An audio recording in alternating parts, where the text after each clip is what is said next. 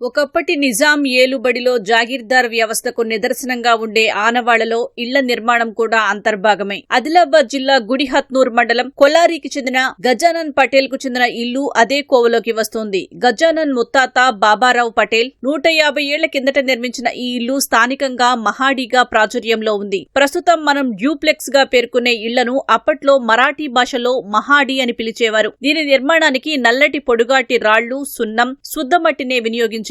ఎక్కడ సిమెంటు, ఇటుక ఉండేది కాదు. గోడల నిర్మాణం కూడా 1.5 మీటర్ల వెడల్పుతో ఉండేది. భారీ పడవలకు వినియోగించే కర్రతో ఇంటి పైకప్పుతో పాటు దర్వాజాలు, తలుపులు చేసేవారు. ఫలితంగా ఎండాకాలం చల్లదనంతో, చలికాలం వెచ్చదనంతో ఉండేవి.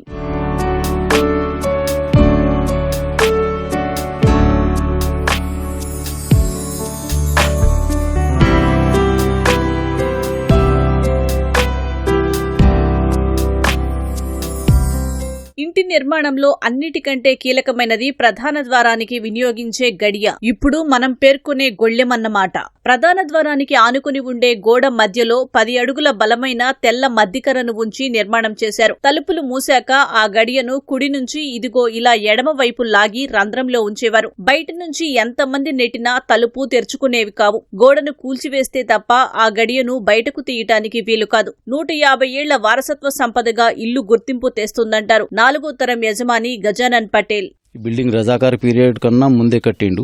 మా మరాఠీలో దీన్ని మహడి అంటారు. అది ఇప్పుడు ఈ జనరేషన్లో డూప్లెక్స్ ఎట్లా ఉంటుంది అట్లా మాది మహడి. ఇంతకు ముందు ఆ కట్టెతోని ఇది చేసినట్టున్నది. దీని దర్వాజా మెయిన్ డోర్. ఇది లోపటి నుంచి ఒక లాక్ ఉంటుంది. ఎట్లా డేంజర్ లాక్ ఉంటుంది అంటే ఈ వాల్లో కమ్సే కమ్ ఒక 10 ఫీట్ లోపల ఒక కట్టె ఉంటుంది. ఈ డోర్ వేసుకున్న తర్వాత ఆ కట్టె ఇట్లా వచ్చి ఇటు హోల్ ఉంటుంది. దాంట్లో పోయిన తర్వాత ఈ ఖతమిగా 100 మంది వచ్చి ఇది చేసిన డ్యామేజ్ కావు.